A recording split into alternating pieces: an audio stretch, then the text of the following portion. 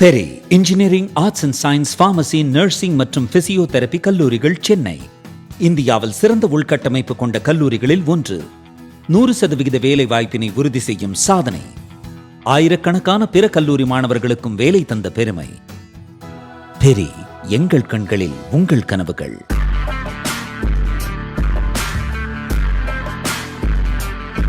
வணக்கம் ஜெயின். சிப்ரியோடைய ரிப்போர்ட் 2025 வருஷம் நம்ம இதை எப்பயுமே கவர் பண்ணுவோம். Stockholm institute of peace research இதுதான் உலகத்துடைய ஆயுதங்களை கண்காணிக்கக்கூடிய ஒரு மிக முக்கியமான திங்க் டேங்க். ரொம்ப ஸ்பெஷலைஸ்டாக பண்ணுவாங்க.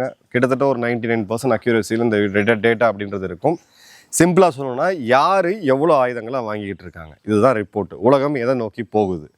ஸோ ஆயுதங்கள் கம்மியாக வாங்குது அப்படின்னா உலகம் அமைதியாக இருக்குன்னு நடத்தும். அப்படி வயசு வருஷம் ஆயுதங்கள் அதிகமாக வாங்கப்படுது உலகத்தில் அப்படின்னா அப்போ பதட்டம் அதிகரிக்குது, போர்கள் வரும் அப்படின்றது ஒரு சிம்பிள் இண்டிகேட்டர். இப்போது குளோபலாக உலக நாடுகள் எவ்வளோ ஆயுதங்களாக வாங்கியிருக்கிறாங்க? $2.9 ட்ரில்லியன். அதாவது இந்தியாவுடைய மொத்த ஜிடிபியில் 4/3 பங்கு இன்னைக்கு உலகங்கள் ஆயுதங்கள் வாங்கிட்டு இருக்கு. இது பார்த்தீங்க அப்படின்னா கடந்த 11 வருஷமாக தொடர்ந்து ஆயுதங்கள் அதிகமாக போயிட்டு இருக்காங்க அப்படின்றத பார்க்குறோம். 2.9% இயர் ஆன் இயர் இன்க்ரீஸ் அப்படின்றது நடந்துட்டு இருக்கு. அதே மாதிரி குளோபலாக இருக்கக்கூடிய மிலிட்ரி பேர்டன் ஒரு நாடும் பார்த்தீங்கன்னா சராசரியாக 2.5% அவங்க ஜிடிபியில் செலவு பண்ணிட்டு இருக்காங்க. 2009க்கு பிறகு ஒரு ஹையஸ்ட் பாயிண்ட் இதுதான். 2.5% ஆஃப் ஜிடிபி அப்படின்றத ஒரு நாடும் மினிமம் பண்ணிட்டு இருக்கிறாங்க அப்படின்றத பார்க்குறோம். இப்போ யார் எவ்வளோ ஸ்பெண்ட் பண்ணுறாங்க அப்படின்றதுல எப்பயுமே அமெரிக்கா நம்பர் 1 இருக்கும்.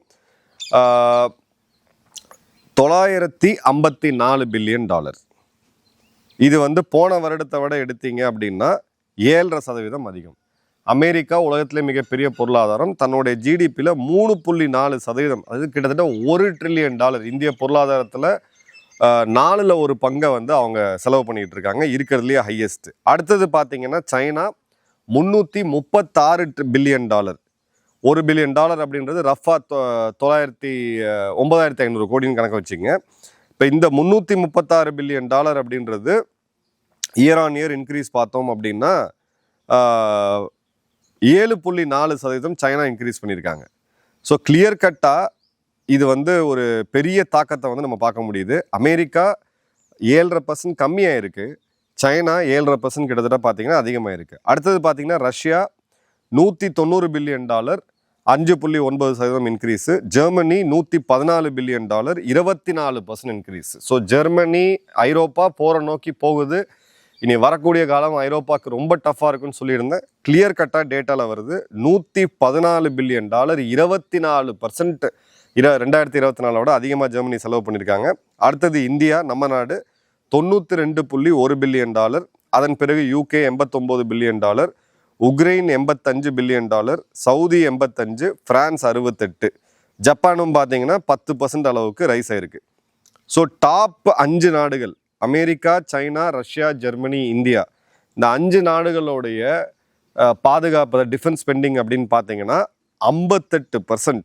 ஸோ 5 உலகத்தில் இருக்கக்கூடிய 170க்கும் அதிகமான நாடுகளில் 5 நாடுகள் பார்த்தீங்கன்னா கிட்டத்தட்ட 58% அப்படின்றது வருது. இப்போ இந்தியா டாப் 5ல வந்திருக்குது அப்படின்ற போது எங்கே பண்ணியிருக்கோம் அப்படின்னா 24 விட நம்ம 8.9% டிஃபென்ஸ் பட்ஜெட்டை அதிகரிச்சிருக்கிறோம். இதுக்கு மெயின் ரீசன் அப்படின்னு பார்த்தீங்கன்னா ஆப்ரேஷன் சிந்தூர், இந்தியா பாகிஸ்தான் மீது நடத்திய அந்த யுத்தம் 89 மணி நேரம். பாகிஸ்தானுடைய ஸ்பெண்டிங் பார்த்தீங்க அப்படின்னா 11.9, கிட்டத்தட்ட $12 பில்லியன்.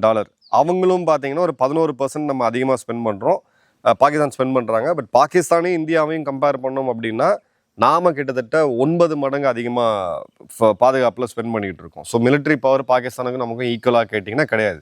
பட் அதே இந்தியாவையும் சைனாவையும் கவனிச்சிங்க அப்படின்னா நம்மளை விட கிட்டத்தட்ட 3.5 மடங்கு சைனா அதிகமாக பண்ணிகிட்டு இருக்காங்க. பட் இதை ஆப்பிள் டு ஆப்பிள் கம்பேரிசனாக நம்ம எடுத்துக்க முடியாது. இப்போ யாருக்கு எவ்வளோ எதிரிகள் இருக்காங்க? இந்தியாவுக்கு ஒரு பக்கம் பாகிஸ்தான், இன்னொரு பக்கம் சைனா. இப்போ புதுசாக பார்த்தீங்கன்னா பங்களாதேஷ்லேயுமே நிலைமை அவ்வளோ ஒரு சீராக இருக்குன்னு நம்ம சொல்ல முடியாது. ஸோ ஒரு ரஃபாக ஒரு 2.2 அப்படின்னு எடுத்துக்கலாம். பாகிஸ்தான் எடுத்திங்கன்னா இந்தியா, ஆப்கானிஸ்தான் 2 மிகப்பெரிய எதிரிகள் அவங்களுக்கு இருக்கிறாங்க. ஆப்கானிஸ்தான் ஓரளவுக்கு வீக்காக இருக்குது, இந்தியா ஒரு வலிமையான நாடு.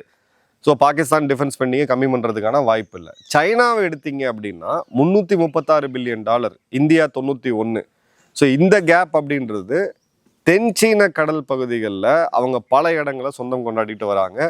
தாய்வான் மேலே இருக்கக்கூடிய யுத்தம், ஜப்பான் மேலே நடக்கக்கூடிய யுத்தம், ப்ளஸ் இந்தியா ஒரு மிகப்பெரிய ஒரு எதிரி, அவங்களுக்கு வலிமையான ஒரு எதிரி. ஸோ அந்த கான்செப்டில் நம்ம பிரித்து பார்க்குறோம் அப்படின்ற போது இந்தியாவும் சைனாவும் கிட்டத்தட்ட ஒரே ஸ்பெண்டிங்கில் தான் இருக்காங்க. பட் சைனா நம்மளோட ஒரு 50% அதிகமாக இருக்கிறாங்க. அதை நம்ம இந்த ஆங்கிளில் பார்த்தா தான் அது புரியும். இப்போது அமெரிக்காவுடைய டெம்பரரி டிப்பு, அதாவது 24ல் 1030 பில்லியன் செலவு பண்ணவங்க, 25ல் 954 பில்லியன். இது 7.5% கம்மியாக இருக்குது. அதுக்காக அமெரிக்கா நாளைக்கு அப்படியே புத்தர் நாடாக மாறிடுச்சா, இவங்க சண்டையெல்லாம் போட மாட்டாங்களா? அது கிடையாது. பேசிக்கலாக உக்ரைனுக்கு அவங்க கொடுத்துக்கிட்டு இருந்த ஆயுதங்களை 2025ல் கம்மி பண்ணாங்க. அந்த டிஃப்ரென்ஸ் தான் ஒரு 7.5% வருது அப்படின்றத பார்க்குறோம். ஸோ இப்போ அமெரிக்காவுடைய மிலிட்ரி அசிஸ்டன்ஸ் பார்த்தீங்கன்னா 2022லேருந்து 24ல் $127 பில்லியன் உக்ரைனுக்கு. இப்போ பார்த்தீங்கன்னா 2025ல் 0. ஸோ இந்த டிஃப்ரென்ஸ் தான் உங்களுக்கு பெரிய லெவலில் வருது அப்படின்றத நம்ம பார்க்குறோம். அதே மாதிரி பார்த்தீங்க அப்படின்னா 1953க்கு பிறகு மிகப்பெரிய ஒரு செலவை இப்போ இராணுவ பட்ஜெட்டில் யார் பண்ணிட்டு இருக்காங்கன்னு பார்த்தீங்கன்னா யூரோப். ஏன்னா சென்ட்ரல் மற்றும் வெஸ்டர்ன் யூரோப், மத்திய மற்றும் மேற்கு ஐரோப்பாவில் இருக்கக்கூடிய நாடுகள் கோல்டு வாருக்கு பிறகு 1953க்கு பிறகு இவ்வளோ பெரிய டிஃபென்ஸ் ஸ்பெண்டிங்கை பண்ணுறாங்க அப்படின்றத நம்ம பார்க்குறோம். 29 நாட்டோ நாடுகள், ஐரோப்பாவில் இருக்கக்கூடிய நாட்டோ நாடுகள் சேர்ந்து ஸ்பெண்ட் பண்ணது பார்த்தீங்க அப்படின்னா $559 பில்லியன். இது பார்த்தீங்கன்னா 22 நாடுகள் இதில். ஏன்னா நாட்டோவில் இருக்கணும்னா மினிமம் நீங்கள் 2% செலவு பண்ணணும் அப்படின்னு சொல்லி அது ஒரு ரூல் இருக்குது. ட்ரம்ப் அதை அழுத்தம் கொடுக்குறாரு. ஸோ 29 நாடுகளில் 22 நாடுகள் 2%க்கு அதிகமாக பண்ணுறாங்க. இதில் இருக்கிறதுலே அதிகமான மிலிட்ரி ஸ்பெண்டிங்கை பண்ணுது ஜெர்மனி, கிட்டத்தட்ட 24% ரைஸு, $114 பில்லியன். அதே மாதிரி பார்த்தீங்கன்னா ஸ்பெயினுமே 50% அளவுக்கு ஜம்ப் பண்ணியிருக்கிறாங்க, $40.2 பில்லியன். இப்போது ஸ்வீடன் போன்ற சிறு நாடுகள் இவங்களே பார்த்தீங்க அப்படின்னா 34% டிஃபென்ஸ் பட்ஜெட்டை ரைஸ் பண்ணியிருக்கிறாங்க, $12 பில்லியன். ஸோ இப்போது ஐரோப்பாவோடைய பிளானே லாஸ்ட் இயர் பார்த்தீங்கன்னா இனிமேல் அமெரிக்காவை நம்ப முடியாதுன்னு சொல்லிட்டு 800 பில்லியன் யூரோ அளவுக்கான டிஃபென்ஸ் ஸ்பெண்டிங்கை இவங்க அடுத்த 2030 ஜஸ்ட் ஒரு 4 வருஷத்துக்குள்ளே பண்ண இருக்கிறாங்க. அப்படின்ற போது இந்த ட்ரெண்ட் அப்படின்றது கண்டினியூ ஆக தான் போகுது. இப்போ ரஷ்யா வர்சஸ் யுக்ரைன் ரொம்ப நாளாக போயிட்டு இருக்கக்கூடிய ஒரு யுத்தம். இங்கே எடுத்தீங்க அப்படின்னா ரஷ்யா ஸ்பெண்ட் பண்ணுறது $190 பில்லியன், இந்தியாவோட கிட்டத்தட்ட 2 மடங்கு. உக்ரைன் பார்த்தீங்கன்னா $84.1 பில்லியன், கிட்டத்தட்ட இந்தியாவுடைய மிலிட்டரி பட்ஜெட். இது 40% ஜிடிபி. நல்லா கவனிங்க, ஒரு நாடு போருக்குள்ளே போச்சு அப்படின்னா 2% ஜிடிபியாக இருக்கக்கூடிய டிஃபென்ஸ் ஸ்பெண்டிங் 40%-ஆக இப்போ உக்ரைனில் மாறி இருக்கு. ரஷ்யாவுக்கு பொறுத்த வரைக்கும் பார்த்தீங்கன்னா 7.5% அது ஜிடிபி தான். ஸோ இந்த போரில் ரஷ்யா இன்னும் கண்டினியூ பண்ணலாம். ரஷ்யா ஏன் அவசரப்பட்டு இந்த போரை முடிக்கலை அப்படின்றதுக்கான காரணம் இதுதான். இவங்களோட ஜிடிபியில் 7.5% தான் ரஷ்யாவுக்கு எக்கனாமி மேலே இருக்கக்கூடிய தாக்கம். ஆனால் உக்ரைனை பார்த்தீங்கன்னா 40%. அதே மாதிரி சமீப கால வரலாறில் உக்ரைன் உருவான நாள்லேருந்து இப்போ வரைக்கும் இந்த அளவுக்கான டிஃபென்ஸ் ஸ்பெண்டிங்கை அவங்க எந்த காலத்துலையுமே பண்ணது கிடையாது. ஸோ போரில் இருக்கக்கூடிய நாடு ஆப்வியஸாக அதை பண்ணுறாங்க அப்படின்ட்டு பார்க்குறோம். நமக்கு மிக முக்கியமாக சைனா $336 பில்லியன் 7.5% அதிகரிச்சிருக்கு. அது கடந்த வருடத்தை விட.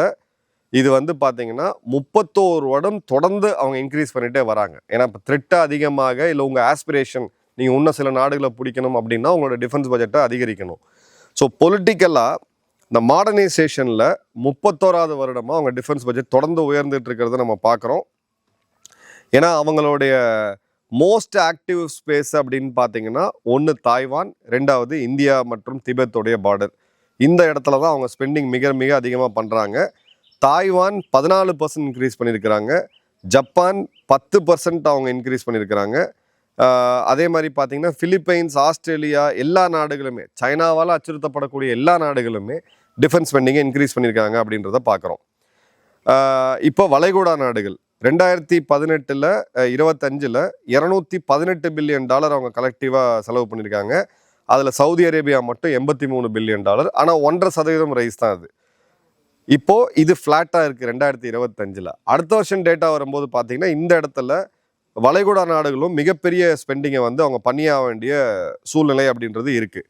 இப்போ ஸ்பெண்டிங் அப்படின்னா உள்நாட்டு உற்பத்தி இறக்குமதி ரெண்டுமே இருக்குது. இப்போ இதில் ரியல் வின்னர்ஸ் யார் இராணுவ தளவாடங்களில் உற்பத்தி செய்து இதில் வந்து வின்னர்ஸாக இருக்கிறாங்க அப்படின்னு பார்த்தீங்கன்னா ஃபஸ்ட்டு வந்து சவுத் கொரியா 193% ரைஸ். 193% அவங்களுடைய டிஃபென்ஸ் எக்ஸ்போர்ட் இன்க்ரீஸ் ஆகுது, கிட்டத்தட்ட 2 மடங்கு. அது மெயினாக எங்கேருந்து வருதுன்னு பார்த்தீங்கன்னா K9 அப்படின்னு சொல்லக்கூடிய அவங்களுடைய பீரங்கி, அதோட சேலில் மட்டுமே இன்னைக்கு மிகப்பெரிய லெவலில் இருக்காங்க. ஒரு ஃப்ரிட்ஜு தயாரிச்சுட்டு இருந்த நிறுவனம், டெக்ஸ்டைல் நிறுவனம் எப்படி இன்னைக்கு இப்போ ஹுண்டாய், சாம்சங்லாம் பார்த்தீங்கன்னா மிகப்பெரிய லெவலில் கோல வச்சுறாங்க இந்தியாவில். அவங்க ப்ராடக்ட்ஸ் வந்து இன்னைக்கு இந்தியாவில் மோஸ்ட் ட்ரஸ்டட் பிராண்டாக இருக்குன்ற போது, அதே மாதிரி ஆயுத விற்பனையில் அமெரிக்காவோடலாம் போய் கம்பீட் பண்ணாமல் இந்த பீரங்கியில் மட்டும் ஒரே ஒரு இதை எடுத்துகிட்டு பக்காவாக கொண்டு வராங்க. இப்போ இதை தயாரிக்கிறதே பார்த்தீங்கன்னா ஹுண்டாய் நிறுவனமும் அங்கே இருக்கக்கூடிய LIG நெக்ஸ்ட் நிறுவனம் தான். அடுத்தது ஜெர்மனி, தைசன் குரூப் மற்றும் இந்த நிறுவனங்கள் பார்த்தீங்கன்னா 215% ரைஸ் வந்து பண்ணியிருக்காங்க. அடுத்தது ஜப்பானோட மிட்சுபிஷி ஹெவி இண்டஸ்ட்ரீஸு 72% ரைஸு. அடுத்தது பார்த்தீங்கன்னா மிக முக்கியமாக துருக்கி $10 பில்லியன், இந்தியாவோட கிட்டத்தட்ட 5 மடங்கு டிஃபென்ஸ் எக்ஸ்போர்ட்ஸ் அதிகமாக இருக்குது. 50% வந்து அவங்களுக்கு வந்து இயர் ஆன் இயர் டார்கெட் இருக்குது. இது வந்து எடுத்தீங்க அப்படின்னா டாப் 10 குளோபல் எக்ஸ்போர்ட்டர்ஸ் லிஸ்ட்டில் துருக்கி வேகமாக உள்ளே வராங்க அப்படின்றத பார்க்குறோம். இதில் துருக்கி எல்லாமே எக்ஸ்போர்ட் பண்ணுறாங்களான்னு கிடையாது.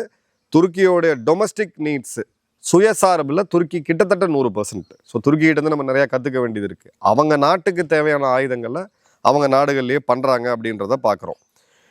இப்போது இந்த டேட்டா தாண்டி இதோடைய உள்ளே வரக்கூடிய செய்தி என்ன? ஜியோ பொலிட்டிக்கலாக பார்த்தீங்கன்னா கோல்டு வாருக்கு பிறகு எல்லா நாடுகளும் டிஃபென்ஸ் பட்ஜெட்டை கம்மி பண்ணிக்கிட்டே வந்தாங்க. பல நாடுகள் வந்து இராணுவம் ஏன் தேவை அப்படின்ற அந்த லெஃப்டிஷ் கேள்விகள்லாம் கூட நிறைய இடத்துல எழுந்துச்சு. பல நாடுகள் இராணுவமே இல்லாமல் கூட இயங்கிக்கிட்டு இருந்தாங்க. இந்த சர்க்கிள் அப்படியே ரிவர்ஸ் ஆகுது. ஸோ 90களுக்கு பிறகு ஒரு கிட்டத்தட்ட ஒரு 25 வருடம் இருந்த அமைதி அப்படியே ரிவர்ஸ் ஆகி இப்போ மீண்டும் உலகம் போருக்குள்ளே போகிறது ரொம்ப ரொம்ப தெளிவாகவே தெரியுது. ரெண்டாவது, இப்போ ஐரோப்பா சடனாக ஏன் பண்ணுறாங்க, இவ்வளோ ஸ்பெண்டிங் பண்ணுறாங்க அப்படின்னா அமெரிக்காவை நம்பி இருக்க முடியாது அப்படின்றத ஐரோப்பா உணர்ந்திருக்கு. அடுத்த வருடம் இதே மாதிரியான ஸ்பெண்டிங்கை வளைகுடாவில் இருக்கக்கூடிய எல்லா நாடுகளும் பண்ணுவாங்க. இனி இது வந்து ஆப்ஷன் கிடையாது. அதே மாதிரி பார்த்தீங்க அப்படின்னா இந்த 2% அப்படின்றது ஒரு குளோபல் ஆவரேஜ். 2% மேலே யாராவது அதிகமாக ஸ்பெண்ட் பண்ணாங்கன்னா இது ஒரு இராணுவ ரீதியான நாடுன்றது கிரிட்டிசிசம் வந்து எழும். இனிமே இந்த 2%ன்றது பேசிக் சீலிங் கிடையாது அப்படின்றத நம்ம பார்க்குறோம். சைனாவோட ட்ரெஜெக்டரி ரொம்ப கிளியர். 31 வருடம் தொடர்ந்து அவங்க டிஃபென்ஸ் பட்ஜெட்டை அதிகப்படுத்திக்கிட்டே வராங்க. அதே மாதிரி பார்த்தீங்க அப்படின்னா இந்த சிப்ரியோடைய ரிப்போர்ட் படி ரஷ்யா ஒரு யுத்தத்தில் இருக்குது. ஆனால் அவங்க டிஃபென்ஸ் ஸ்பெண்டிங் அப்படின்றது வெறும் யுத்தத்துக்காக மட்டும் கிடையாது.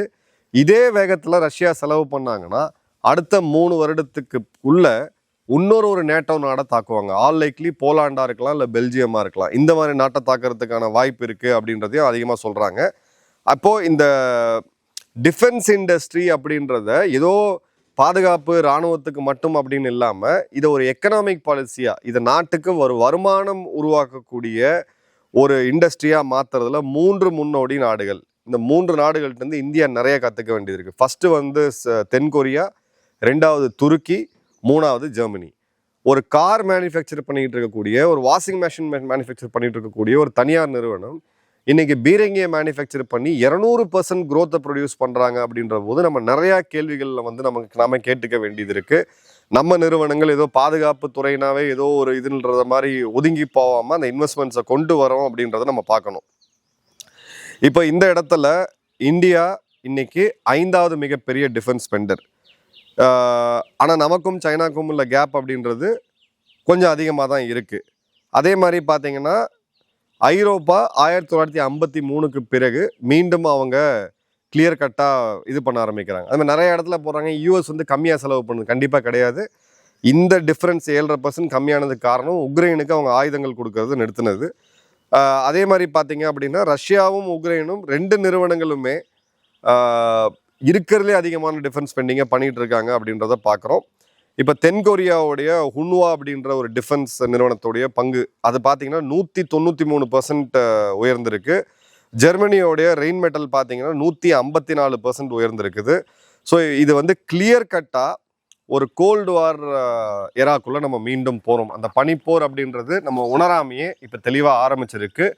வரக்கூடிய அடுத்த 10 வருடங்கள் குறிப்பாக 2030 to 32 உலகம் பல யுத்தங்களை சந்திக்க இருக்கு. இது அன்ஃபார்ச்சுனேட், இது வந்து வார் மாங்கனிங் மாதிரி தெரியும். பட் ரியாலிட்டி டேட்டாவை பேஸ் பண்ணி பார்த்தோம் அப்படின்னா நிறைய யுத்தங்களை நோக்கி தான் நம்ம போயிட்டு இருக்கோம். ஒரு கடினமான சூழலுக்குள்ளே தான் நம்ம போயிட்டு இருக்கோம் அப்படின்றத ரொம்ப தெளிவாக பார்க்க முடியுது. இந்தியாவுடைய டிஃபென்ஸ் ஸ்பெண்டிங் 1.9% ஆஃப் ஜிடிபி அப்படின்றது மிக மிக குறைவு. இந்தியா இதை குறைஞ்சபட்சம் 4% எடுத்துகிட்டு போகணும். இந்த 4% எடுத்துகிட்டு போகும்போது உள்ளூர் இண்டஸ்ட்ரியும் சேர்த்து நம்ம வளர்த்தோம் அப்படின்னா அந்த பணம் வந்து எக்கனாமியாக நம்மளுடைய பொருளாதாரத்தை உயர்த்த பயன்படும். அதை விட்டுட்டு நம்ம கம்ப்ளீட்டாக இம்போர்ட் மாடலுக்கு போயிட்டோம் அப்படின்னா கண்டிப்பாக இங்கே இருக்கக்கூடிய பணம் அப்படின்றது வெளியில் போகும். என்ன நடக்குதுன்ற ஒரு டீட்டெயில் வீடியோவில் பார்ப்போம். நன்றி, வணக்கம், ஜெயன்.